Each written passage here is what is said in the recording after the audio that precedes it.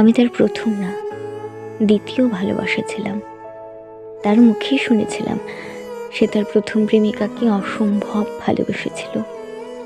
তাকে পাওয়ার জন্য কত পাগলামি করেছিল, কিন্তু তবু সে তাকে ভালোবাসেনি। আমি সেদিন শুনে বলেছিলাম, এতটা ভালোবাসার পরেও মানুষ কিভাবে ছেড়ে চলে যায়। তার প্রাক্তনের প্রতি এত ভালোবাসা দেখে আমি সেদিন তার প্রেমে পড়ে গিয়েছিলাম।